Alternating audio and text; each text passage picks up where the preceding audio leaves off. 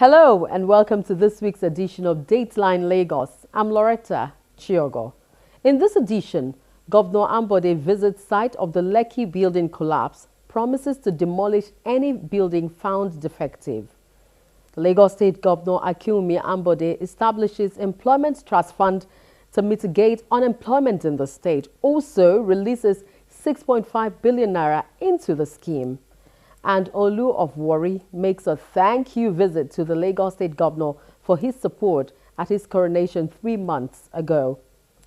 Please let's warn that some of the visuals you're about to watch contain flash photography. Tuesday, March the 8th, 2016 was a day of gloom in Lekki and the entire Lagos State when a 5-story building under construction collapsed, killing 34 people and injuring many. Eyewitnesses believe some people, mostly on-site workers and squatters, were the major victims trapped in the structure belonging to Lekki Gardens Estate, an estate developer. Tuesday, March the 8th, 2016 is a day residents of Lekki would wish never came, as they lost loved ones and colleagues to the cold hands of death in a building collapse in the early hour of the day.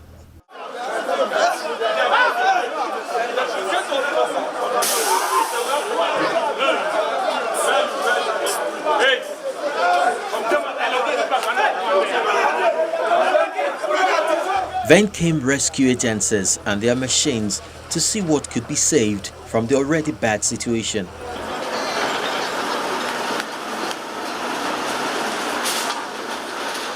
This incident happened around 4:10 this morning, and immediately we rolled out for operation. And the traffic before we could get here. However, the first team of rescue workers got here around 6 o'clock, and since then work has been going on. It's based on, for instance, when you have people who are trapped alive, you witness how the operation was going on. And you can see how we have been very, very careful to get one person alive. You have to take all necessary precautions because according to information we are gathering, more people are still trapped. And you can see that more equipment are coming in. Yeah, all this way now water. So number two, the thing where they use for the year, the materials, not be correct materials. You understand? Now what did they pay me? Say, they don't work. All the things where they bring up no work. People say plenty inside. Locals too were actively involved.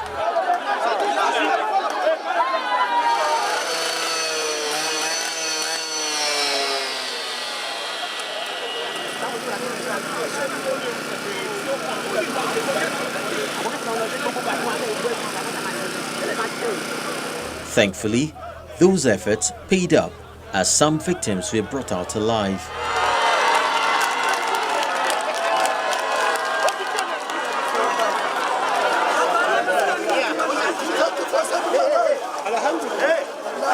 This man is grateful to have his life back, having gone through the valley of the shadow of death.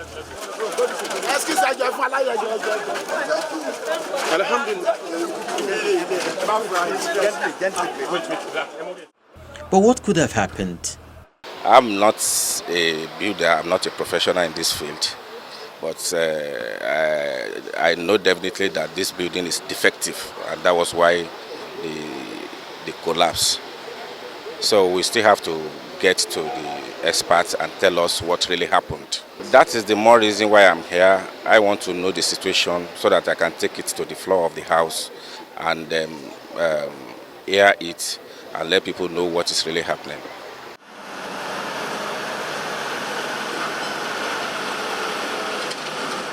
We had this reported incident at some few minutes to 5 in the morning, and we are moving all responders that you can see. So the search and rescue is still ongoing. But as I speak with you, we have had 6 people rescued alive, and also we have about 5 people confirmed dead.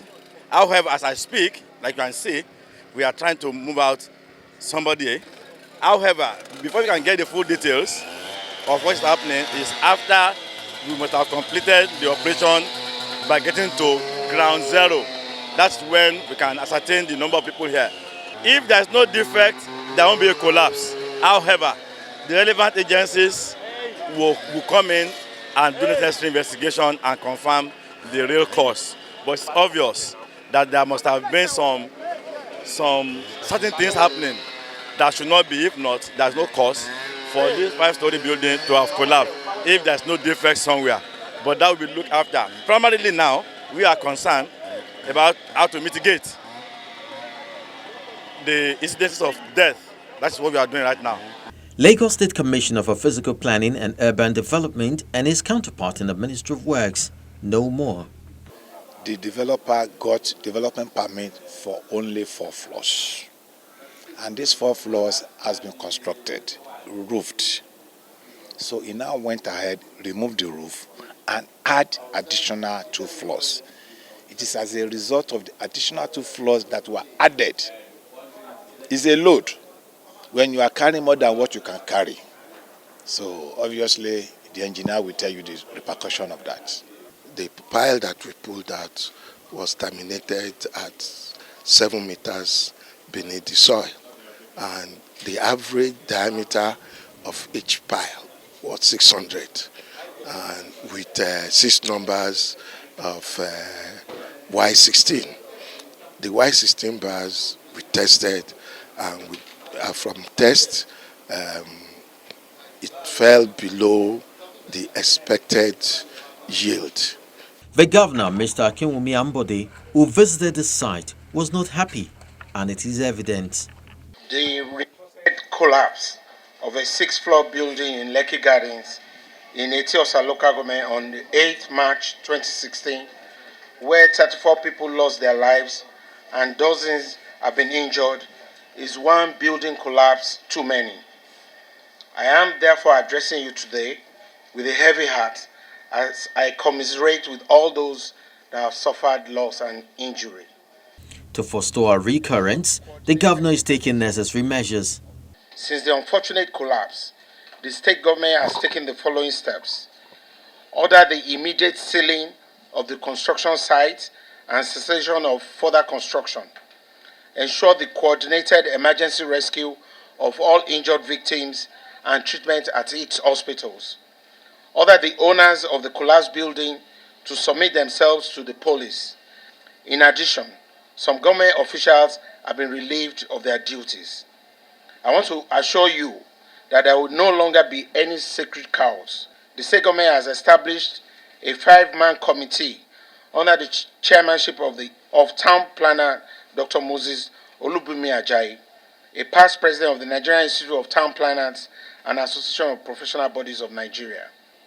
The committee is to examine the urban and regional planning law of the state as it affects LAPSCA, examine the operations of LAPSCA, and make recommendations for changes that will ensure effective service delivery.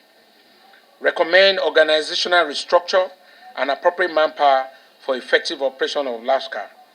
Study the legal and operational issues affecting the functioning of the materials testing laboratory.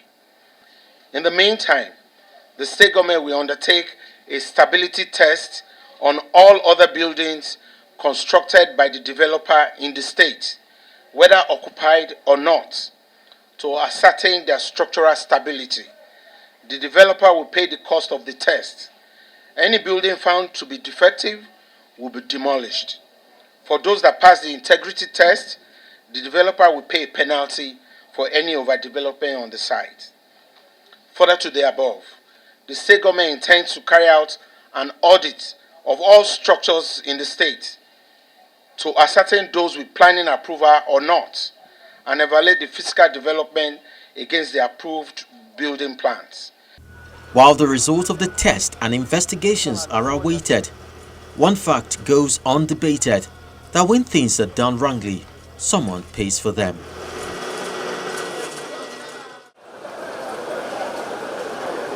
A beautiful edifice, one would say, but has now been rendered unsafe, at least till the tests are complete. It is not the only one. Even this uncompleted building laced with cracks.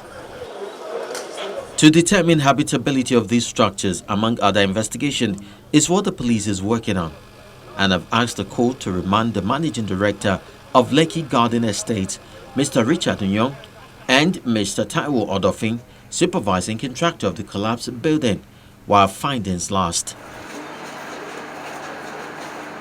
Chief Magistrate Folashade Botoku heeded the plea and has ordered that both men be remanded for 30 days. The Abuja Meta Magistrate Court says the 30 days remand period could be extended if police investigations are not concluded. She subsequently adjourned the case to April. But counsel to the defendant has already applied for the bail of his clients. The court has made its order. It remanded the defendants in custody for 30 days. Naturally, we were of a contrary opinion. We made an application for bail, which was refused. I think it's for the prosecution to proceed, because in essence, the prosecution came to ask for that order to conclude investigations. So it's for the prosecution to proceed, essentially. We know what the matter is all about, and it's of a serious concern to the public, and we want to be seen doing what is right, and we should be able to draw lessons from the past. This is one collapse too many, and we just have to, first of all, take care of the fundamentals. And because of the nature of what happened, it's not a matter you can do in a day or 2 days. We don't want to run foul of the law. It's ordinarily a day or 2 days. We're expected to go to court so that we don't infringe on the right of, the defender. Because we know we won't be able to conclude this investigation within a day or 2 days. That's why we came to court, to ask court to formally make their detention lawful in police custody. And at the end of the day, we'll come back to court and we'll be able to know what and what to arraign these people for and who exactly. Meanwhile, the management of Lekki Garden Estate has commiserated with the families of those who lost their lives in the collapse. A statement by Steve Agbiboa on behalf of the company says they are making every effort to provide adequate medical care and attention to the survivors, as well as get in touch with the next of kin of the dead ones. The statement reads in part, Lekki Garden Estate is working in collaboration with all the appropriate authorities and will not leave any stone unturned in finding the exact cause of this incident. We would like to seize this opportunity to earnestly commend the timely intervention of the Lagos State Emergency Authority, LASEMA, the Lagos State Fire Service, Lagos State Ambulance Service, Red Cross, National Emergency Management Agency, the Rapid Response Squad, and the Lagos State Building Control Agency. The tests are on and the bulldozers waiting. Any of these buildings that fail the habitability test would be brought down before the nation mourns again.